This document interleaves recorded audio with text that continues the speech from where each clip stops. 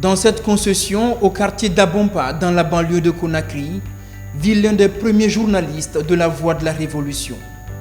À 78 ans, Alpha Amadou Tahirou Diallo consacre désormais une bonne partie de son temps à écrire des ouvrages sur l'histoire de la Guinée et revient sur la pratique du journalisme à cette époque où il présentait les chroniques quotidiennes de Tahirou Diallo avec pour mission principale la défense des idéaux de la Révolution. La Voix de la Révolution était la radiodiffusion de la République de Guinée émettant de Conakry. Nous avons travaillé à étendre l'idéologie du PDG à l'Afrique et au monde. La liberté existait, mais la liberté dans l'idéologie du PDG.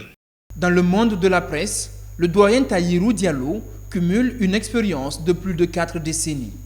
Parmi les journalistes qui ont aussi marqué cette époque figure Fasseli de Mara.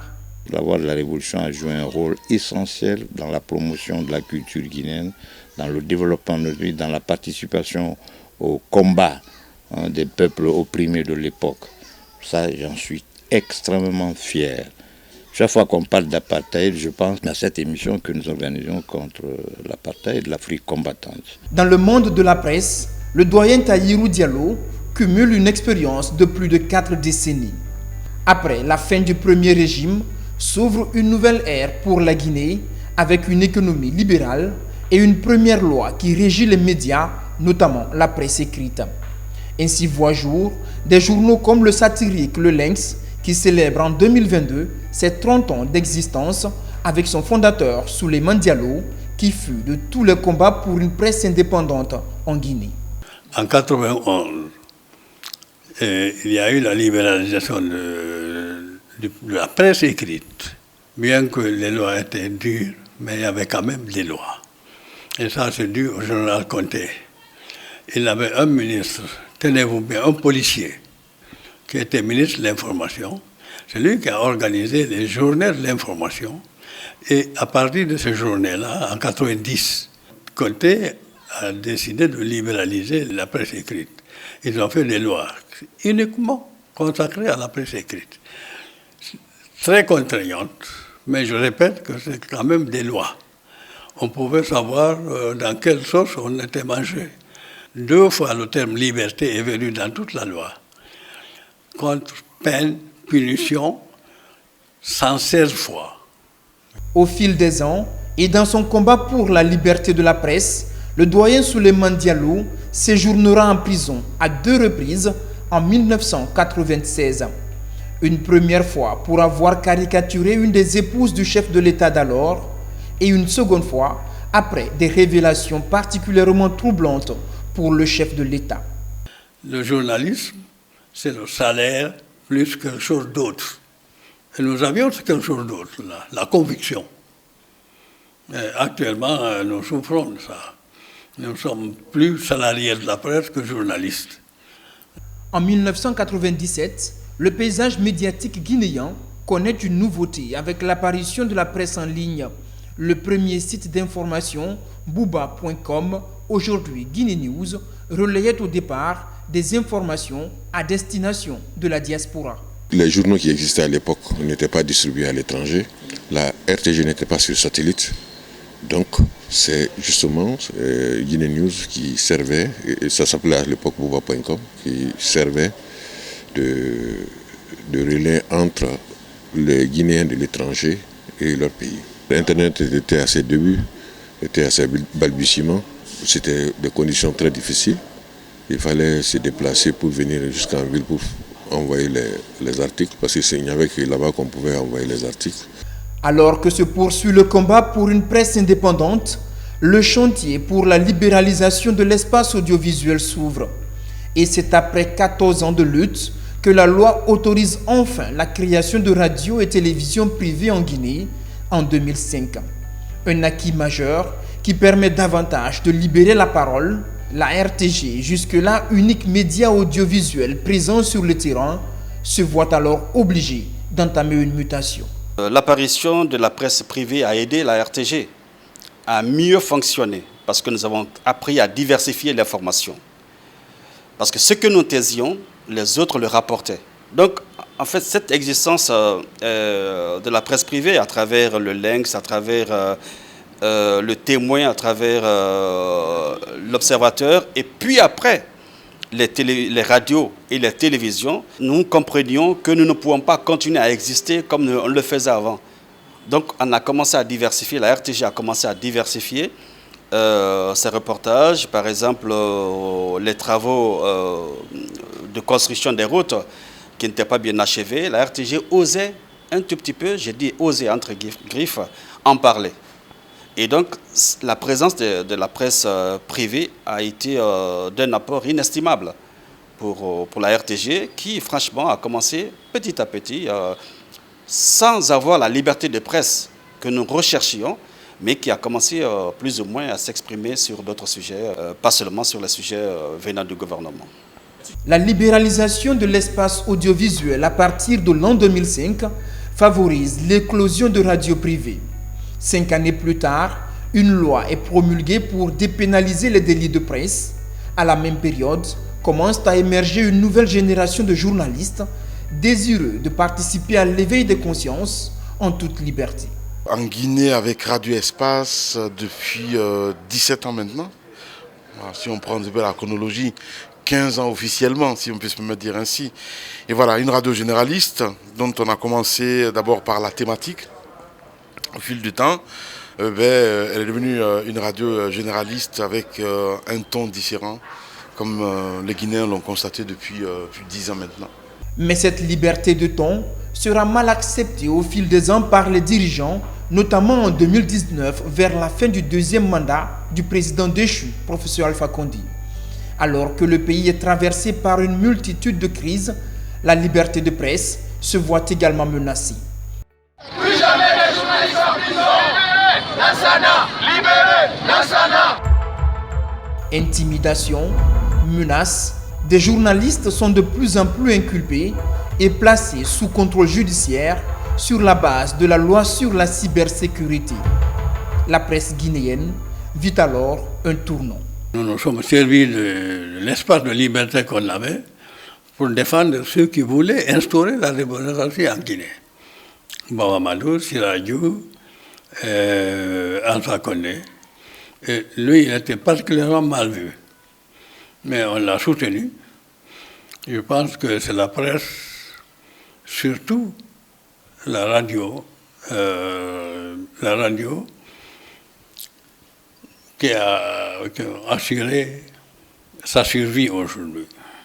Il devrait être reconnaissant à Radio France Internationale et au Lynx et à la Lance. Il a écrit, il nous a félicité une fois, mais il a maté la presse. Et ça ne m'a pas plu. Je pense que si Doumbouya n'était pas venu à temps, je dis bien à temps, moi j'allais rejoindre certains en prison. Il avait planifié. Ouais. Il a été particulièrement utilisateur de la presse. La presse l'a aidé. Il a maté la presse. Alpha Condé. Ça, je suis désolé. Je n'étais pas là pour caresser les gens. Je n'étais pas là non plus pour détruire, pour diffamer. Non, j'étais là pour donner l'information. Une information, je la donne. Quoi que ça me coûte. J'étais formaté pour ça. Il y a eu trop de problèmes. Ma première sanction, c'était lorsqu'Alpha Condé a été arrêté à Piné. La deuxième sanction, c'était à l'occasion de son procès. La troisième sanction, ironie du sort, bizarrement, c'est quand Alpha est arrivé au pouvoir. C'est les hommes de Alpha Condé qui m'ont sanctionné. Personne ne pouvait miser à dire que Adafou Média pouvait s'en sortir. Je n'aime pas me victimiser parce qu'on fait notre boulot. Rien n'est pire, en fait, c'est quand tout un gouvernement se met contre vous, à dire on les boycotte. On est resté quand même une saison ici. Aucun ministre n'est venu dans nos studios. Avec l'avènement du CNRD, un vent d'espoir souffle sur la presse guinéenne. Des garanties sont offertes aux journalistes pour l'exercice de leur profession en toute indépendance. Fait majeur, l'État met à disposition une maison de la presse. De mémoire de personnes avisées, c'est la première fois depuis notre indépendance que le gouvernement octroie une maison à la presse. Je ne doute pas un seul instant que vous trouverez mieux que moi les mots, le ton et les supports adéquats pour magnifier ce acte combien généreux de son Excellence, Monsieur le Président de la Transition, le colonel Mamadi Doumbouya, envers la presse. La presse guinéenne a toujours vécu dans les maisons en location. Pour une fois qu'un pouvoir décide de mettre une maison à la disposition de la presse guinéenne, je pense que cela est salutaire. C'est déjà un premier pas.